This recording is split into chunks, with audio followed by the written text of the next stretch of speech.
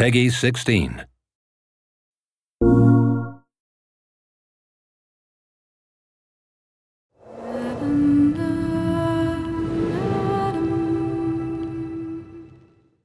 Quantic Dream has always been about creating interactive experiences that have emotion at their core.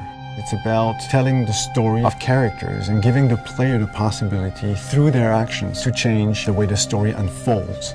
When I write my script, I have an idea of how I want the story to be played. So we try to render David's idea into a game and see with him if it matches what he had in mind. In case it doesn't, we go back to the writing stage and keep working until the result perfectly matches David's vision. What we try to do in Beyond is really an intuitive and immersive experience. So we created a very discreet user interface with only white dots on screen and very simple controls.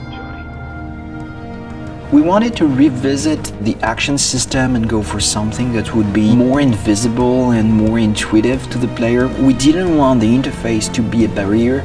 We wanted the player to focus on what he's doing on screen and not on how to do it. Ideally, the player will forget that he has a controller in his hand and will just jump into the screen.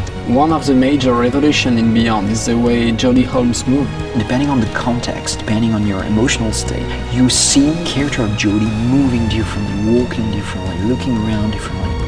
And most importantly, to give the player the feeling he's really in control of the character, he can do almost anything he wants to do. She can talk to other people, interact with objects, and also run, jump, shoot, drive a motorcycle, or even ride a horse. What was really challenging also is that the story goes on for 15 years of Jodie's life.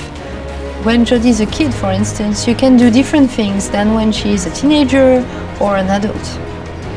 Giving this much animation to a character, it's really new. It has never been done to that extent, and it really makes the character come alive like never before.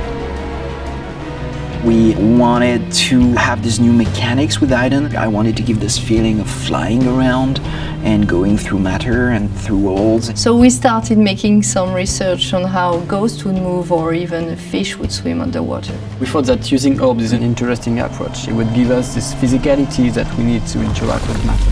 It became really something natural to assign them to the two analog sticks and have to play with them, to focus them, or on the opposite, to split them apart.